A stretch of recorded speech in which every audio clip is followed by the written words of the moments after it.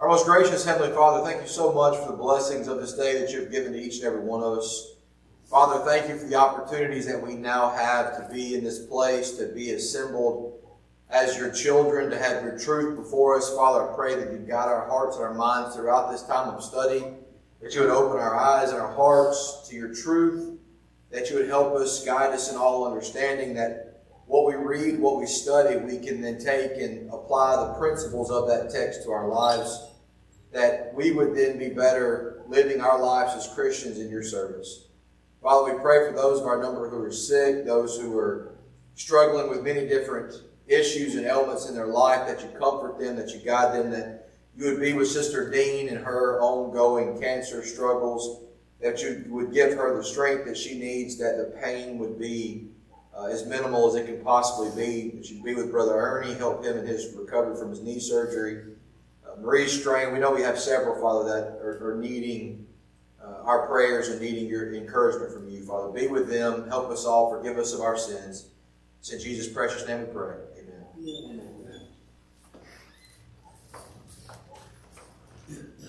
Let them come in first.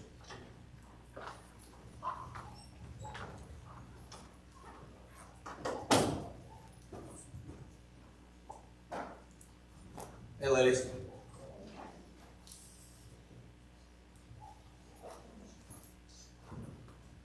All right, Joshua chapter 8 once again. This is now, I guess you would say, Joshua chapter 8 part 2. So far throughout our Joshua study, and I know Paul will appreciate this, I have tried to cover a chapter a Wednesday night. And before you chime in, Yeah, I'm good. I realize that I fall short of that. Time seems to get away, and I'm pretty sure Glenn, since he's not here tonight, I feel like he backs my time up as he's coming to the door. He backs my time up, I feel like, every Wednesday night. It just flies by. There's things we really can't get to, things I wish we could get more into. But I want to be clear on something. Chapter 8 is a chapter that I never had any intentions of going through in one night. Because the principles that are in chapter 8 are so important, and we were going to draw these out one by one. It wasn't a length of chapter issue, which that wouldn't have played well in my favor. But these are so important. So the first part we covered last week. The first part of last week of Joshua chapter 8 was the story of redemption. A story I tried to allude to as we were in the study. That's a story that every Christian needs to understand. Because you look at the life of Israel, the history of Israel, they got knocked down, they didn't stay down, they started walking by faith, laid aside the pride, and all of a sudden they get back on track. And so because of that, we see a great victory for them walking by faith, laying aside their pride. But the lesson to close out chapter 8 is going to be a little bit different once we get down to really verse 30. You see, the last section is all about vision. Recasting the vision is, you'll see, is what I've got this section titled in my notes. But recasting the vision is being able to see where and the why behind the where. It's being able to see where you're going. So in the margin of my Bible right here, I've got this verse written down. And this verse, every time I study this chapter, which I've studied through Joshua many times in depth, it's a favorite study of mine. I come back to this verse when I get here every time. So I thought I'd share it with you before we get into in this chapter. You may want to write this down as well. Solomon wrote in Proverbs 29, where there is no revelation. That word revelation literally means vision. All right? Where there is no vision, the people cast off restraint, but happy is he who keeps the law. When I think about chapter 8, this second part, because it's all about vision, recasting the vision, what comes to my mind is the question, why vision? Why does vision matter? What does vision do? And then you realize, well, vision is the thing that separates. It sets the parameters, it highlights the blessings, it makes known the warnings, and it reveals the purpose.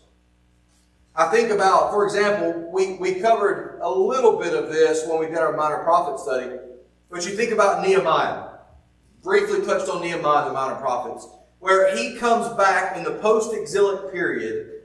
And And they're trying to rebuild the walls. They've rebuilt the temple. They've rebuilt the city. Now it's time to rebuild the walls. It's a crucial time for them. They need to get their security in place. They get halfway through the wall building process and they shut down.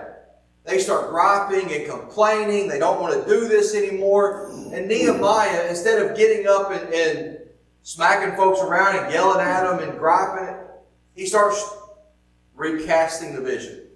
He starts reminding them why they're doing what we're doing. And every time he's going back through the vision, what he's doing is he's getting them to look back to God. Look to God. God's with you. This is God's plan. God is blessing you. Stop looking at all this and focus on God. The point being behind all of this, when the vision is clear, the pathway becomes clear. If the vision is cloudy, you really can't see the pathway you're going. For all of us in here, that's very important. But for Israel, it's the lesson that they're about to learn. So I like this passage. I want to put it up here where you can look at it.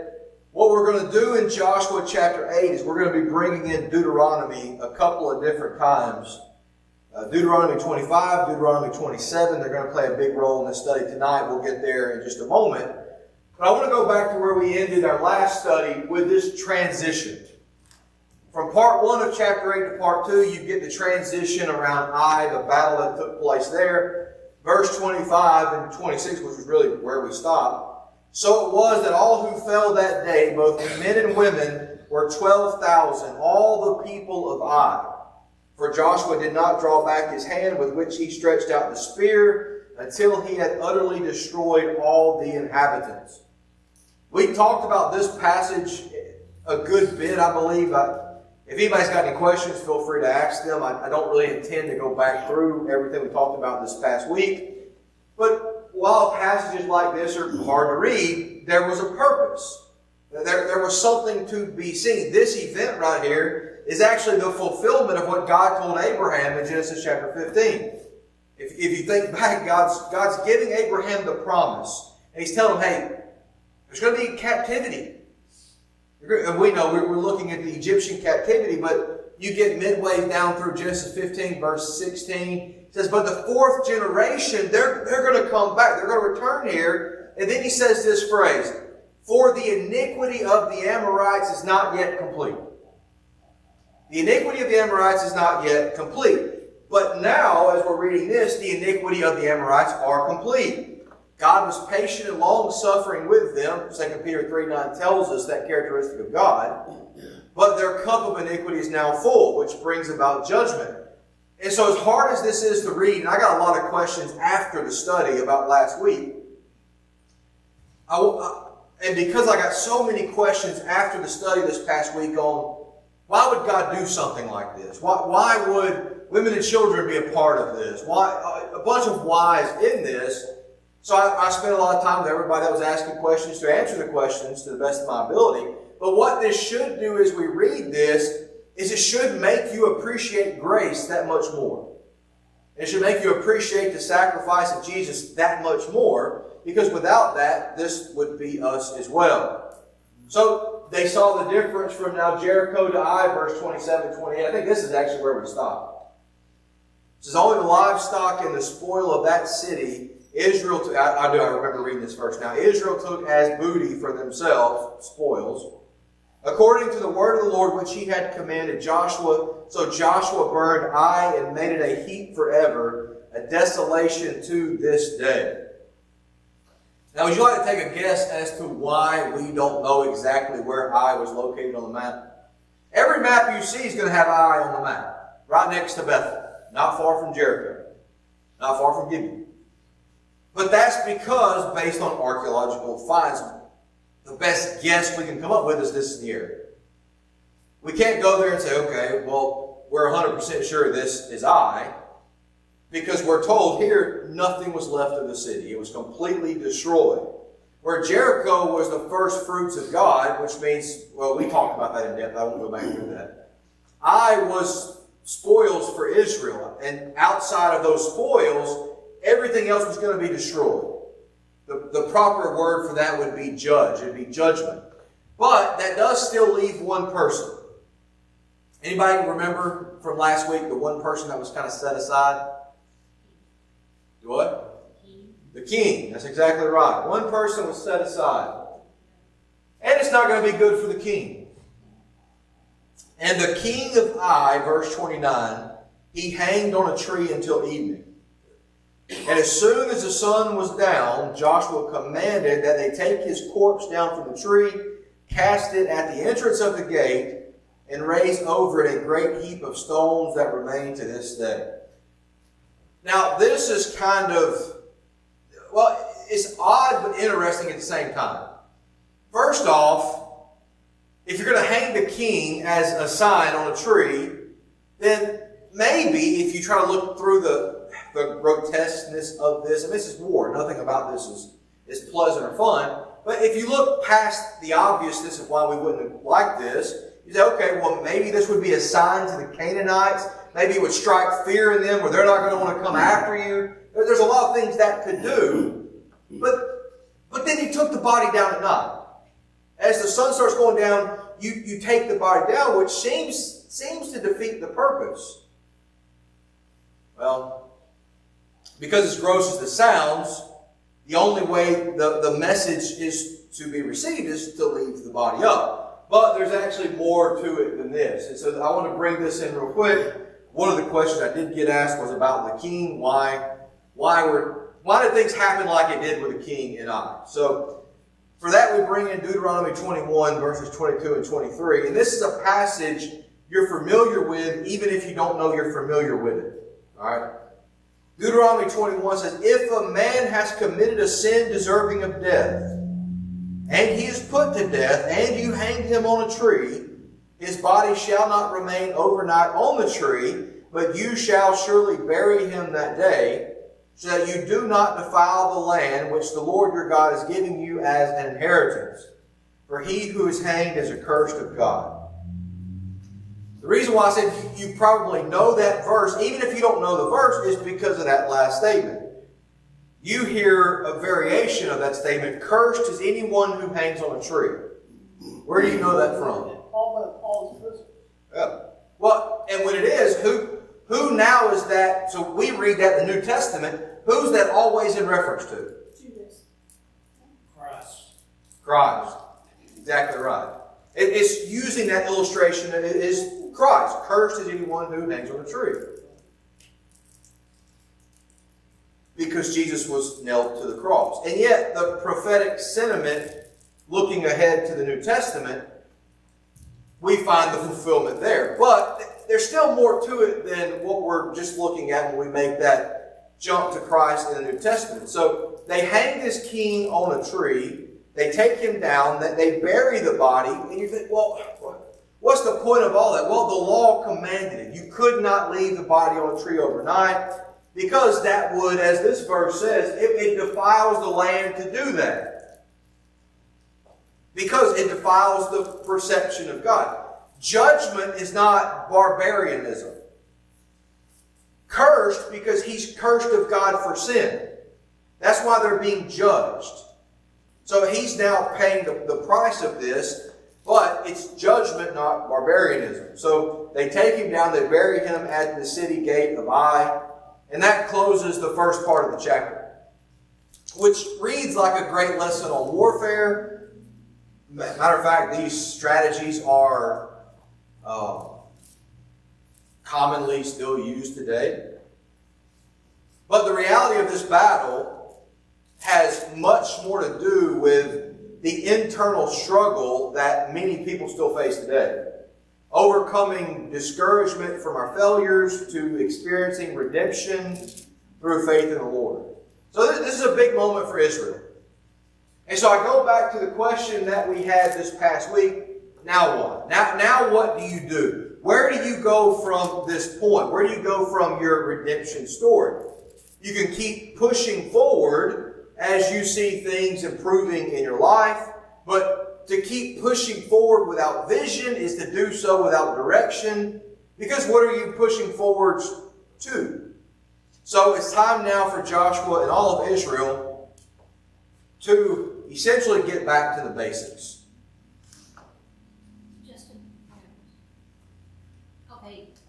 somebody said Judas, and I was thinking the same thing. Judas hung himself on a tree. Well, he tried. Is that why, and when he fell, is that why that land is not used for anything? I mean, they said that land was... Well, that was prophetic long before it ever happened. That was fulfillment of prophecy, that all that was going to take place. Yes? So on this, when it's talking about hanging somebody from a tree, is it talking about like hanging someone from a tree or crucifying? Well, it's talking about somebody being placed on a tree, period. It doesn't differentiate between hanging like a rope or being nailed, because Christ didn't have a bit of rope on him, and yet that same phrase is used against him. So it doesn't actually differentiate the two. So what I should have said, and if I didn't say it correctly, when you hear that phrase, who is it predominantly used in reference to? To Christ. Not to say it's only used to Christ, but that's who it's predominantly used for. All right. Any other questions? I don't want anything to be confusing on that aspect before we get to this important part. Not to say the rest wasn't important. Okay. Now we jump ahead to what seems like a random statement. All right. We've been in a wartime situation. We've been fighting. We've been in battles. And now we're on Mount Ebal. How do we get there? Why are we there? Verse 30 says, Now Joshua built an altar to the Lord God of Israel in Mount Ebal. There are key phrases we look for when you're breaking down passages to let you know when you're transitioning. Now, if you see a passage beginning with now, that's a pretty good clue that there's some transition. Now something else is taking place. So now Joshua built an altar. This is a significant statement right here before we even get into the next verse, and I don't want you to miss this. What now really is this is the time you have your momentum again. This is the time to keep going. You stumbled in Ai, but you got back up from that. You started walking by faith. You dominated Ai. You actually, we're saying Ai, but remember there was another village too. There was two twin villages there. Anybody know the second one? Ai and Bethel. The men of Bethel came out to fight too. So the second battle, you didn't just beat Ai, you actually beat Ai and Bethel. So, you're rolling right now. And if we look at this from the human side with our own vision, then we would say that this is the time to put your foot on the gas. This is the time things are going well. We're going to ride the wave, and that's not what they do at all. That's not what they do at all. Instead, what they do is they break off their path. Remember, I think I explained this to you before. When they come across right here, what they're doing is they're dividing the region. You've got the south region and you've got the north. They're trying to cut it in half. They're going to conquer the south, then they're going to go north. That's their plan. Genius plan. And yet, you just had a great victory where you see the arrow starts. There's Ai, there's Bethel. You just had a great victory. Keep going. You're going to just run throughout the land, and you stop and go 25 miles north. Which makes no sense. You go 25 miles north to a set of twin mountain ranges there around Shechem, and 25 miles for a huge envoy of people, it's not an easy thing. I mean, you think about you just walking 25 miles. I was trying to figure this out. How long would it take me to walk 25 miles? And I just changed it. I didn't even want to think about it because it hurt my feelings. But you think about trying to walk 25 miles. But now try to walk 25 miles with 2 million people, all kind of stuff with you. And this isn't a 1 or 2 day thing. I mean, this is a long journey. And you had momentum. You had everything going where you could have just kept running through the region. You could have continued the military campaign, which is the obvious choice, and you stopped. Didn't you think that it was a buffer? You're taking the high ground and protecting the ones that stayed on the east side of the river? If they were going up there for war, I would think so. But they were taking the high ground. But then they're going to leave it. But then they leave. No, they're going to flat leave. Well, we're going to get to why they're there. But they're not leaving people there. Once they're done, they leave. As soon as this is over, by the time we get to the next chapter, we're 25 miles back south in Gibeon, which is another failure for Israel. So they go up for this purpose, and they come right back down. It's like you made a 50-mile round trip by feet with a couple million people for what? I keep turning the wrong way. And so it takes them off course. It's going to stifle their momentum. And what they're doing, I'll go ahead and tell you while we're bringing Deuteronomy 27 into this, they're fulfilling what Moses told them to do. All right, Moses, the prophet, he's telling them what they're going to do. Joshua could have said, listen, all right, this is going to kill our momentum. He could have said of Moses, hey, the old guy's crazy. We're not going to do it.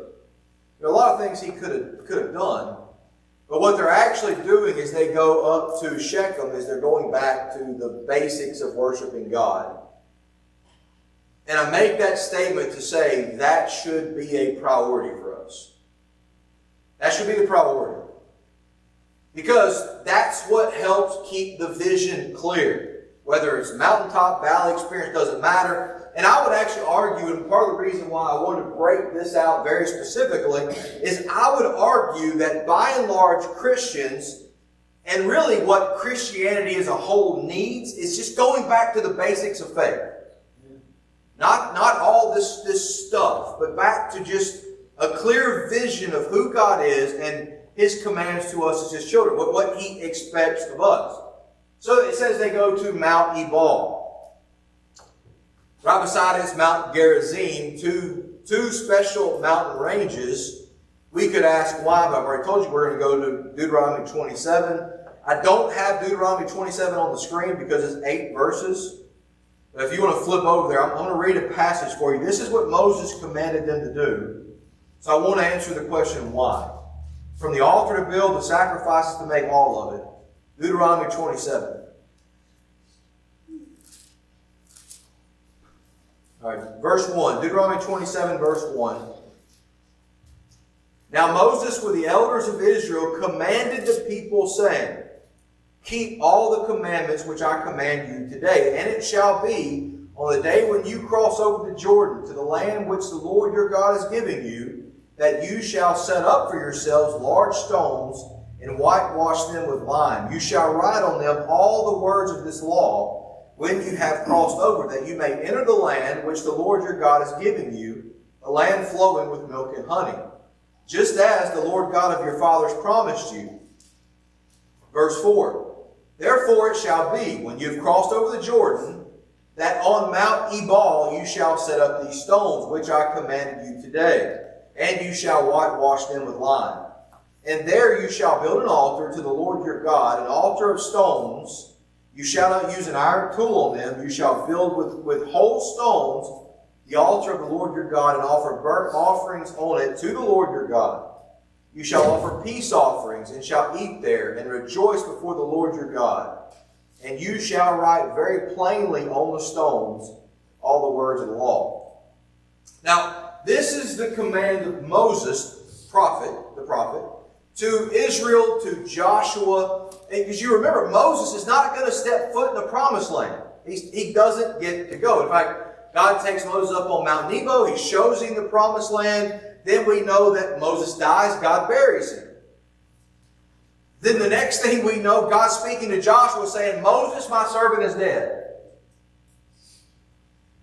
And since Moses won't be there, he's giving the instructions that have come to him through inspiration as a prophet. Those instructions are there to help set the vision of God's plan with God's promise of blessings, with warnings of cursings. And so in God's foreknowledge and design, God made one of the greatest natural sound amplifiers. Yeah, I thought I had a picture of it. One of the greatest natural sound amplifiers ever created. In fact, actually, I was reading about this. They've actually done testing between Mount Ebal and Mount Gerizim, where they're only separated by a couple hundred yards at the base. Shechem sits down in the valley between these two mountain ranges. And what they were doing was these sound tests. They actually would go up on Mount Ebal and just read out loud, but without shouting. Just reading. And yet you could hear them on Mount Gerizim. And then vice versa. They actually tested this to find out that that's true. It does exactly what they said. So after Israel's redemptive victory in Ai and Bethel, I want you to get what's happening here. They win a great victory. They have the momentum, and they stop. And they go 25 miles north to this location, which also is why skeptics will argue and say, well, this didn't really happen, because who would stop in the midst of a great victory? You'd keep going. Well, we can understand as Christians today how important a clear vision is. So verse 31, we get the instruction. So here you get a paraphrased statement of basically Deuteronomy 27. So I'm not going to add a lot to this. In fact, this verse 31 says, as Moses, the servant of the Lord, had commanded the children of Israel to do, written in the book of the law of Moses. So they do it. It says, and they offered on it burnt offerings to the Lord and sacrificed peace offerings. So this is interesting too. And I was trying to be careful as I was putting together some notes for this to not shift this to a sermon. But I thought this was pretty interesting now for a 21st century Christian to read, to look at. So you get these instructions here, okay? You're going to take these stones from the earth and you're going to sharpen them with iron tools, and you're going to make them pristine. You're going to make something grand and amazing that requires a lot of effort and attention from you. It's going to be eye-pleasing to everyone that comes and sees it. And once you do that, because that's Solomon's approach, once you do that, then you're going to start making sacrifices. Wait, what? Oh, it did say that. I'm sorry. I'm going the 21st century Christian approach. No, what God said was the exact opposite of that. You're going to take stones that haven't been touched. Just natural stones. The most it says is you're going to whitewash it, so that then you can stencil into it the words of the law. It was to be natural stone, found in nature, simple, no human effort, no lots of prestige, because what's happening is more important than what is happening on. But I guess I'll ask this question. Is it really a big deal? The way I look at it is because the stones in itself, without being touched with iron tools, the stone is still pure. After you touch it with the iron stone tools, you defile what the pureness of it. That's the way I look at it. Well, because it's specifically saying, when it talks about the use of iron tools, it's your hands. Here's something you might not like. The iron doesn't defile the stone. Your hands do. All right? Iron's iron. We're the ones covered in sin. And so, but what he's saying is this is supposed to be a simple altar. This isn't some grand thing. Well, think about this. Did God ever want the temple in the first place? Was that God's plan all along? I mean, God knew. God, with all his foreknowledge, knows what's going to happen. Was that his plan? No. Who was the one pushing for the temple? David or Solomon. David wanted a temple. Solomon built the temple. God destroyed the temple. God allowed him to build it again. And then in the fulfillment of prophecy, once his plan's been carried out with Christ, God allows it to be destroyed again. But it was this grand, beautiful thing. And the problem with that, let's use the temple again for example. Once you have the temple, and this was a problem with the apostles, okay?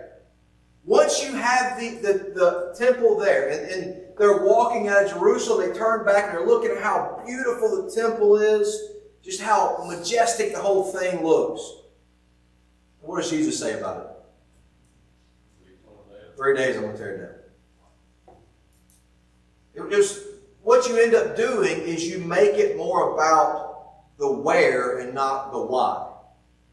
It becomes about the place. And so, I was thinking about that. Do you think we see that mentality in the church today? As a 21st century Christian? Yes. Yes? How so? Look at some of the churches. Do what? Look at some of the churches. So the things that the church can do or religion can do for me. I was reading about this, and it was somewhere out west. I didn't know how big it was going to be. But there was a new church building going in, and this church building was going to be over $10 million to build. $10 million. It just, because again, and they were talking about some of the details and all this kind of stuff. But you think about it, I mean, you got to have room for the stage, the instruments, the lights, nowadays you look at the videos, you got to have room for trampolines and zip lines, which I'm still trying to talk our elders into, and they won't get on board with the zip line. I mean, I'm telling you, if we shifted the ceiling fans off to the side, perfect room for a zip line right to the podium. But anyway, I digress. I'm being sarcastic if you can't tell that. I hope you can.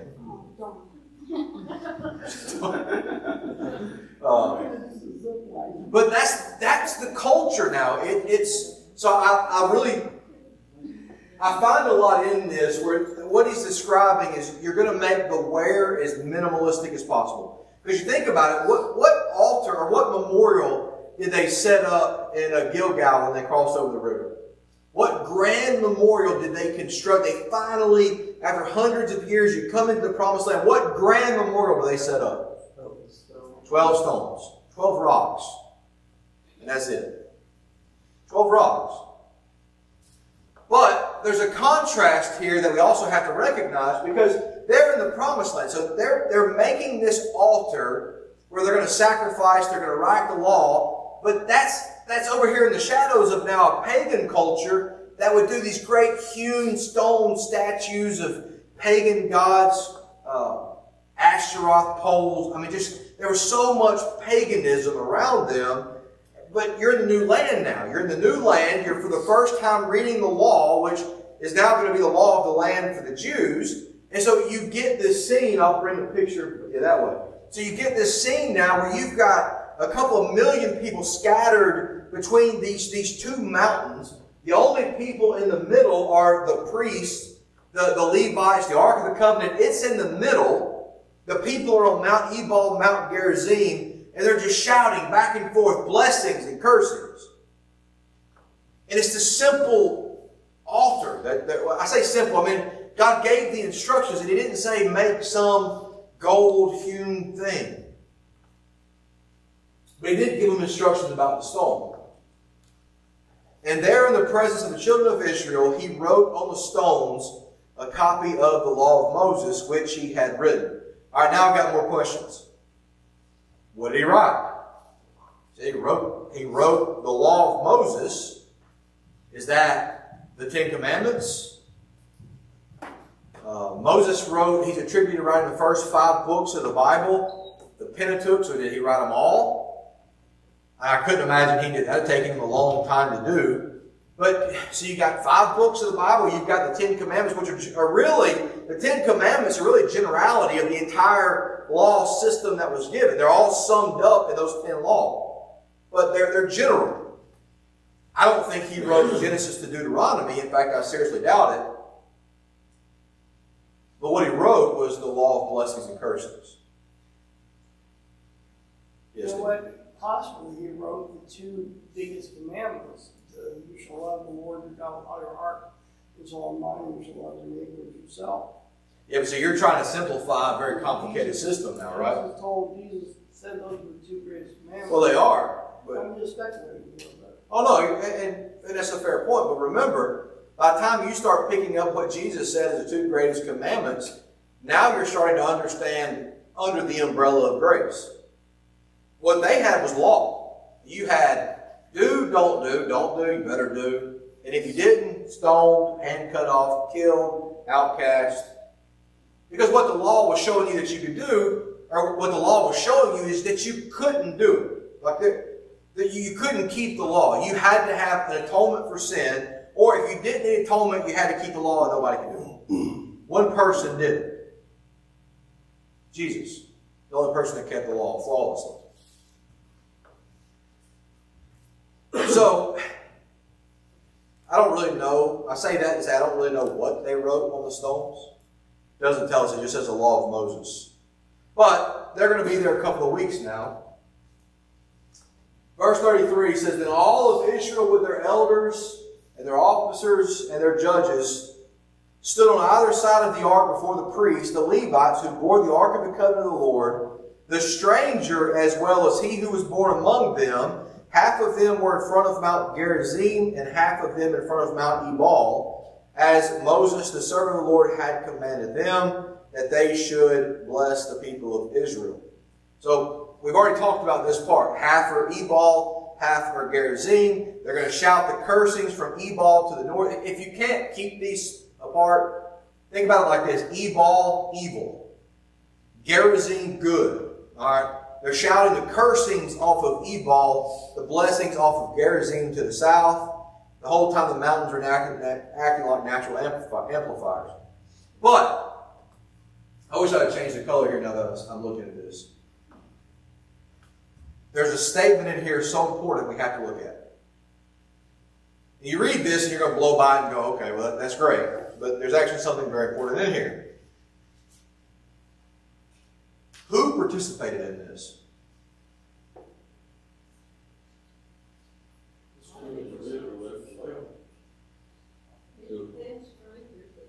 Everybody.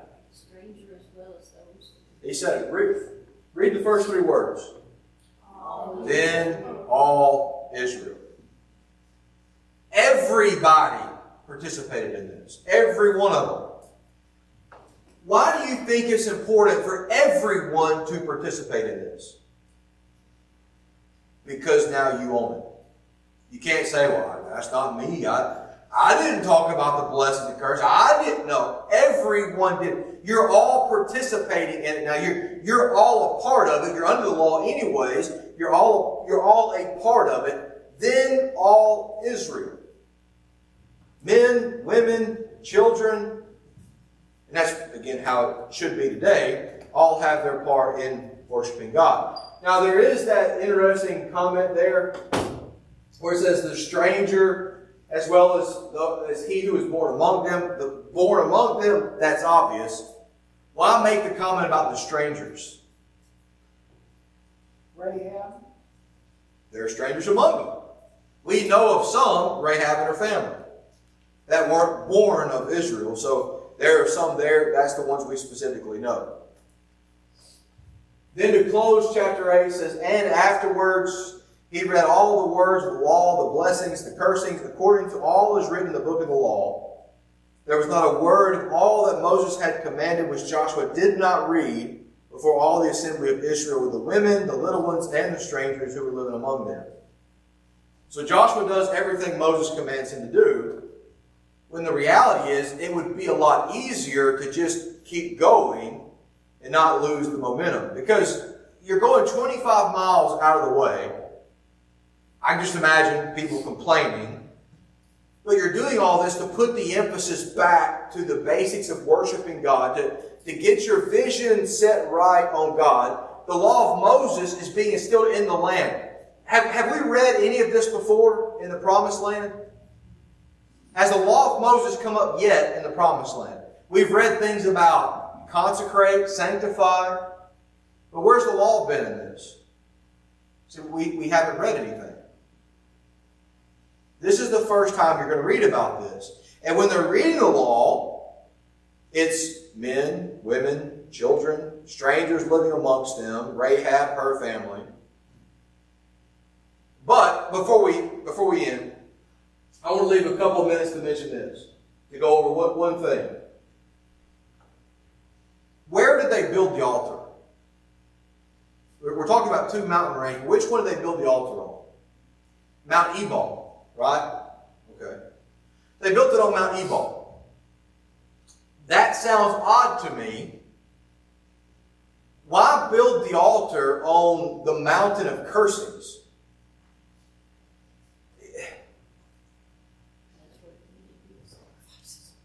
Well, yeah, but if you're given the option of, hey, listen, you could be over here on Ebal, we can put the altar here, or you could be over here on Gerizim. Gerizim represents blessings, Ebal is cursings. Wouldn't it make sense to want to go to the blessing side instead of the cursing side? Didn't in Deuteronomy Moses said to go to that mountain though? Yeah, but why? God said so. That's the cheat code, ain't what God said. That's like answering Jesus for everything.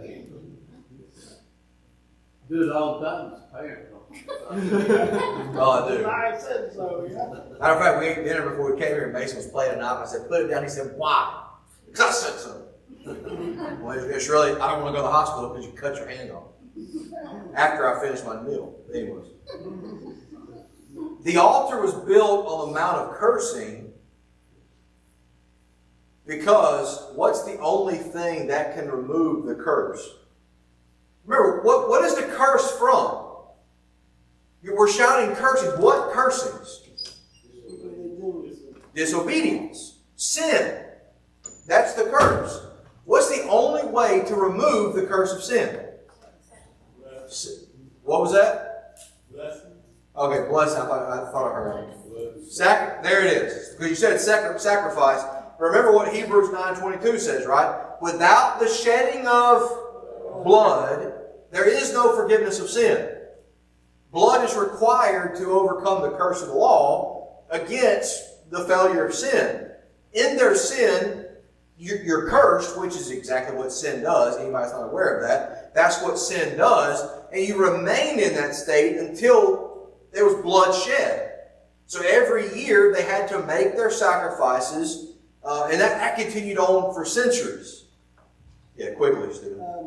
Well, remember what Paul said about the law. So the law was a tutor, a schoolmaster who was Christ. See, those sacrifices they had, the atonement, that was every year. It was rolled forward.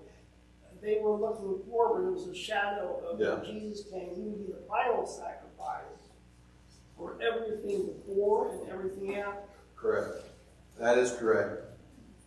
And so, for us, to Stephen's point, we don't sacrifice animals because we have the lamb that was slain for us. So we have the blessing of what Christ did. His blood continually cleanses us. But think about it, because he specifically said, you're going to go to Mount Ebal. That's where you're going to sacrifice. And I make the comment about, wouldn't you rather be on Gerizim, kind of tongue-in-cheekly, because of course you'd rather be on Gerizim. You'd rather be on the blessing side of God than on the cursing side of God. But the cursing side of God is where we end up because of us. We end up there. And what's the only way you can get from Ebal to Gerizim? And I'm using them in a spiritual application now. What's the only way to get from Ebal to Gerizim? The cursings to the blessings. I heard everybody was kind of saying the same, different variation, but same answer. You couldn't get from Ebal to Gerizim without sacrifice, without atonement. That's what Christ did for us. So, when Moses gave the instruction, it was very clear, you're going to go to Ebal, because in a spiritual stance, that's where everybody's going to be. That's where you're going to make the sacrifice, and because of that, that's where you get the blessing of God. So, I want to be careful not to over-spiritualize that point, but there's a specific reason he said, this is where you set up the altar, not over here. So it's very important. All right, before we move into chapter 9, which Lord willing we'll do next week, because when we get to chapter 9, I would like to think from here, because what they're doing is they're getting their vision set, right? We're back to basics. We're back to worshiping. Things are going to be great. And then you get to chapter 9 and they flop again. They drop the ball again. So they still got a lot to learn. They're going to find themselves in another very unfortunate situation. Not what I hope to read, but before anything else can happen, before any more conquest can unfold, even though they have all the momentum, they stop. They go out of their way. They establish the law. They get their vision straight, and then they move forward. Not perfectly, albeit, but that's what they're going to do. So I didn't want to separate this. We could have tried to fly through this past week, but there's too much in that because it's showing their focus. So any questions on this chapter? I want y'all to recognize, unless there's a question, we've done something we haven't done yet. All right? Finished on time. I have less than a minute, but I'm not talking as the bell's going to ring. So I just want y'all to recognize that we actually finished what I want to finish. Lord willing, we'll pick up chapter 9.